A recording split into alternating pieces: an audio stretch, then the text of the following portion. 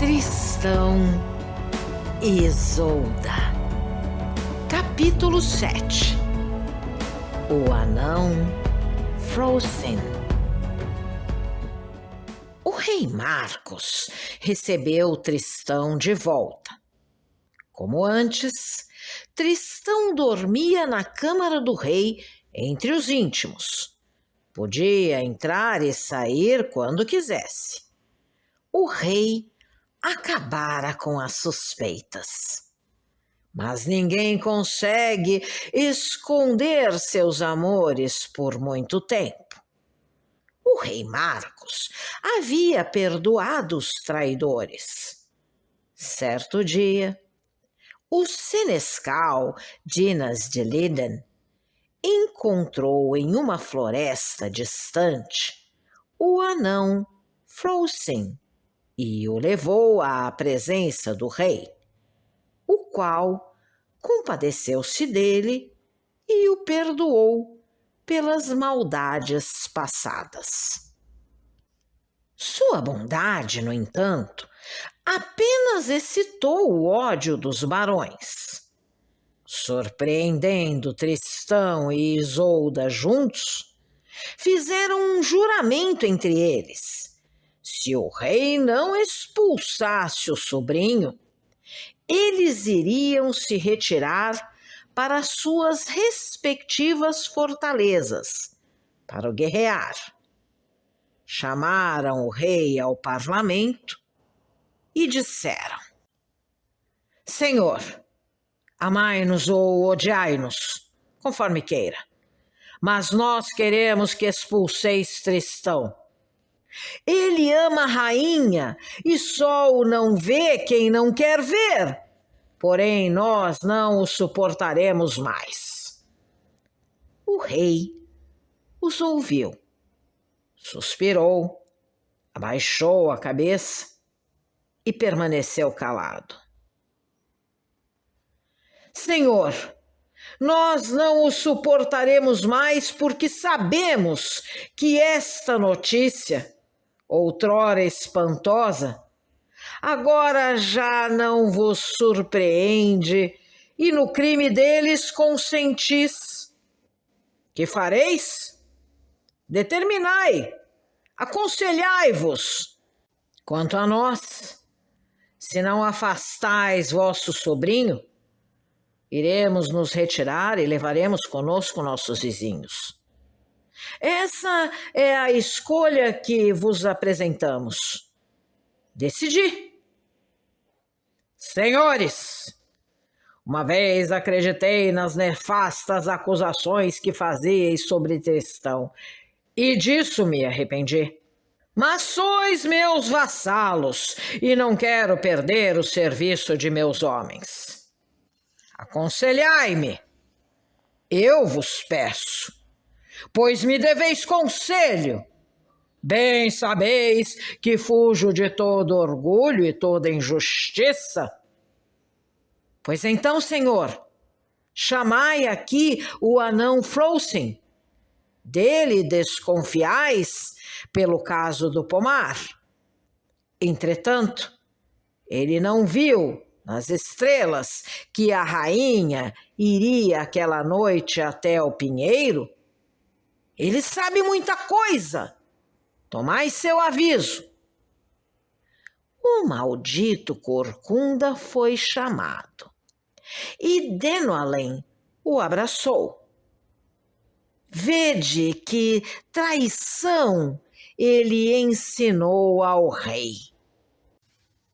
Senhor, ordenai a vosso sobrinho que amanhã, ao romper do sol, vá a galope para Cardwell, a fim de levar ao rei Arthur um pergaminho lacrado. Senhor, Tristão dorme perto de vosso leito. Saí de vosso quarto à hora do primeiro sono, e eu juro por Deus e pela lei de Roma que ele, amando a rainha com louco amor, irá querer se despedir dela. Mas se ele for sem se despedir e sem que vós o vejais. Então, matai-me. Guardai-vos, porém, de falar nessa mensagem a Tristão antes da hora de deitar. Sim, disse o rei, que assim seja. O anão fez então uma horrível felonia. Foi a um padeiro e comprou flor de farinha, escondendo-a em sua veste. Quem suspeitaria de tal traição?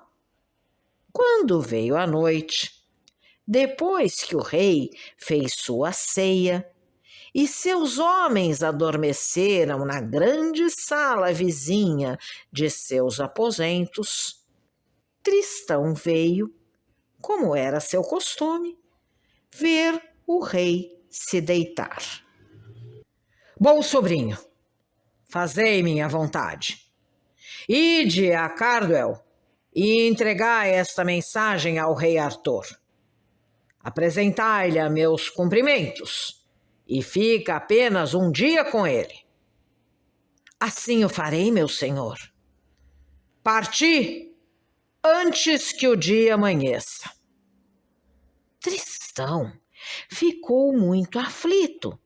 Seu leito ficava muito perto do leito do rei Marcos. Tinha um desejo louco de falar com a rainha e resolveu fazê-lo pela madrugada, quando o rei estivesse dormindo. O anão dormia geralmente no quarto do rei. Quando achou que todos dormiam, levantou-se e espalhou a farinha entre o leito de Tristão e o de Isolda. Se um dos amantes fosse procurar o outro, a farinha ficaria marcada com a forma de seus pés. Mas Tristão, que estava acordado, acompanhou essa movimentação e pensou: que quer dizer isso? Esse anão não costuma fazer nada de bom. Louco seria aquele que deixasse o rastro de seus pés na farinha. À meia-noite, o rei levantou-se e saiu, seguido do anão. Estava escuro no aposento. Não havia nenhuma vela acesa. Tristão levantou-se em seu leito, juntou os pés, calculou a distância, pulou e caiu no leito do rei.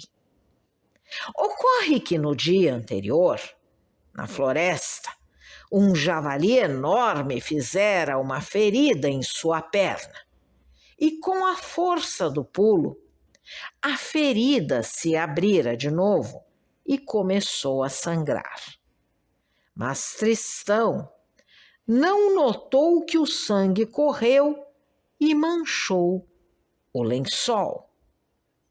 Lá fora, ao luar, o anão, por arte de sortilégio, vê que os amantes estão juntos.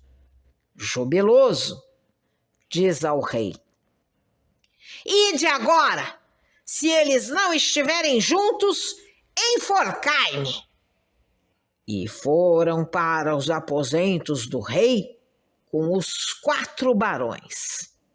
Tristão os ouviu, levantou-se e pulou para o seu leito, mas, por infelicidade, o sangue caíra na farinha.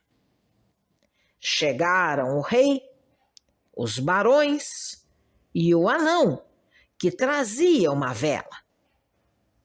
Tristão e Isolda fingiam dormir. Eles ficaram sozinhos no aposento com Pérennis, que dormia aos pés de Tristão e não se movia. Mas o rei viu sobre o leito a mancha de sangue e, no chão, a farinha molhada de sangue. Então, os 4 barões que odiavam Tristão por sua bravura o prenderam no leito. Ameaçaram a rainha, rindo, zombando e prometendo boa justiça. Descobriram a ferida que sangrava em Tristão. Tristão, disse o rei Marcos, nenhum desmentido iria adiantar mais. Amanhã irás morrer. Tristão exclamou: peço misericórdia, Senhor! Em nome de Deus, tende compaixão de nós. Vingai-vos, Senhor! Disseram os 4 barões. Bom tio, não é por mim que vos imploro, que me importa morrer. Certamente, se não fosse o medo de vos encolerizar, eu não deixaria que esses biltres tocassem o meu corpo. Mas por respeito a vós, entrego-me à vossa misericórdia. Fazei de mim o que quiserdes, mas tende piedade da rainha Isolda. E Tristão se prostrou aos pés do rei. Tende compaixão da rainha, porque se existe um homem em vossa casa ousado o suficiente para sustentar uma mentira, esta de que eu a amei de amor culposo, então ele me encontrará diante dele em campo fechado. Contudo, Senhor, tende piedade para com ela em nome de Deus.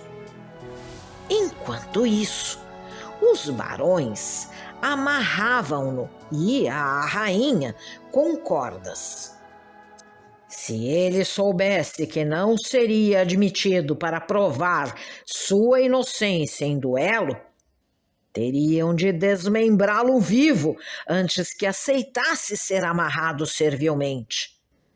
Mas ele acreditava na providência divina. Sabia que ninguém se atreveria a brandir a espada contra ele em campo fechado. Quando ele jurava que jamais havia amado a rainha com amor culposo, os biltres davam gargalhadas. Mas eu vos lembro, senhores, vós que sabeis a verdade do filtro bebido na nau e que o compreendeis, dizia ele mentira? Não é a ação que prova o crime, e sim a intenção.